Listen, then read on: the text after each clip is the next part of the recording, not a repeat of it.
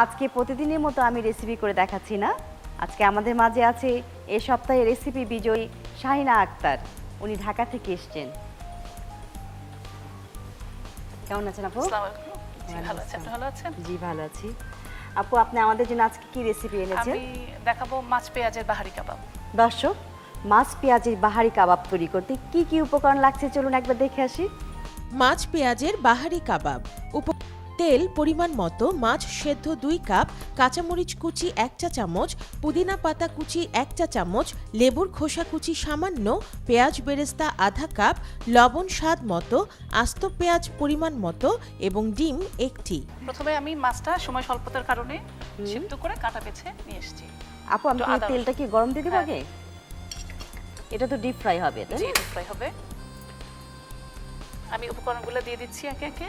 এখানে মাছ সিদ্ধ করে একটু আদা রসুন দিয়ে সিদ্ধ করে কাটা বেছে চটকে নিয়েছেন। এটা কতটুকু পরিমাণ হবে? এটা হবে 1.5 কাপ, 17-18টা কাবাব হবে। আচ্ছা আচ্ছা। আমি দিচ্ছি যে কাঁচামরিচ দিলাম 1 চা চামচ, পুদিনা পাতা দিচ্ছি 1 চা চামচ, লেমন রাইন্ড, লেবুর খোসা, অসম্ভব একটা মজার একটা ফ্লেভার চলে আসবে। আর পেঁয়াজ যেহেতু আমি আস্ত দিচ্ছি, জি, আপু আমি চামচ দিচ্ছি আপনাকে। এটা আমি পুরোটাই দিয়ে দিতে যাচ্ছি। পুরোটা দিবেন? জি, হাফ কাপ। পেঁয়াজটা যেহেতু আমাদের প্রথমে আমি কাঁচা দিয়েছি, এজন্য পরে দিচ্ছি বেরেস্তা করে আর কি। আচ্ছা আপু, এই পেঁয়াজের একটা আলাদা মনে হচ্ছে একটা প্রিপারেশন আছে। পেঁয়াজটা আপনার মানে মাঝারি সাইজের পেঁয়াজ দিতে হবে। পেঁয়াজটা আপনার 6 থেকে 7 ঘন্টা আপনার সিরকা একটু লবণের মধ্যে ভিজিয়ে রাখতে হবে। এটা দেশি পেঁয়াজ হতে হবে, তাই না? আচ্ছা আচ্ছা। এটা হবে কি পেঁয়াজের টেস্টটা আসবে, প্লাস গন্ধ যে আমরা অনেকে পছন্দ করি না ওটা চলে যাবে। এটা লবণ আর চিনি আর ভিনেগার দিয়ে খুব একটা মজার একটা টেস্টি। 2 কাপ ভিনেগার দিয়ে আপনার ভিজিয়ে রেখেছি 6 থেকে 7 ঘন্টা। আচ্ছা আচ্ছা, একটু টক তো সিরকাটা, এই জন্য আমি একটু লবণ আর দিয়ে দিয়েছি। হ্যাঁ হ্যাঁ, আপনার ওই চিনি দেওয়াতে টক ভাবটা অত লাগবে না। জি জি। এখানে কাঁচামরিচ দেখছি সুন্দর করে, মানে আস্ত কাঁচামরিচ রেখেছেন ডেকোরেশনের জন্য। আচ্ছা আচ্ছা। আমার সব দেওয়া শেষ। আচ্ছা, আমি পেঁয়াজ তুলে নিয়ে, এটা গরম হচ্ছে না তো? হ্যাঁ।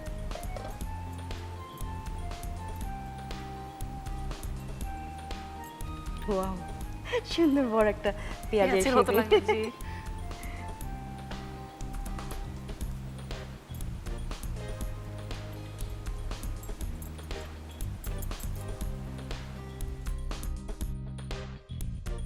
আপু, আমার তেলটা গরম হয়ে গিয়েছে, ছেড়ে দিই।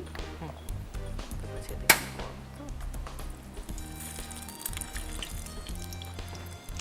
এটা কি ডিমের ভিতরে করে? হ্যাঁ, ডিমের সাদা অংশ চুবিয়ে আমি ছেড়ে দিই একটু।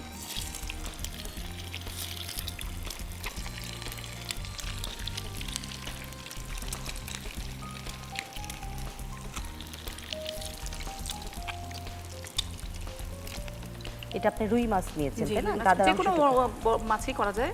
আচ্ছা, আমি রুই মাছই নিয়েছি। গাদার অংশটুকু নিয়েছি না, দুইটা মিলিয়ে নিয়েছি। আচ্ছা আচ্ছা। তবে হয় কি, বাচ্চারা তো মাছ টাছ খেতে চায় না আজকাল, ওরা যখন এগুলো করে দিলে হয় কি ওরা একটু মানে মজা পায়, খেলো একটু মাছ পেলো আর কি। সেটাই, পুরো প্রোটিনটাই পেয়ে গেল।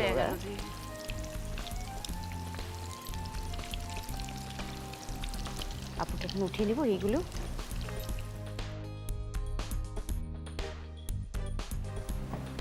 আমি আপনাকে টমেটো কেচাপ দিয়ে দিচ্ছি। আপা, আমি এটা মরিচ দিয়ে সাজাচ্ছি কারণ এটা দেখতে না পেঁয়াজ পাতার একটা যাতে এটা দেখার মতো লাগে আর কি।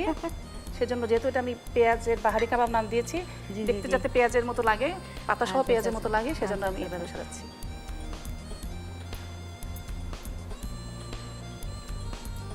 আমি এবার একটু টমেটো সস দিয়ে সাজিয়ে দিচ্ছি।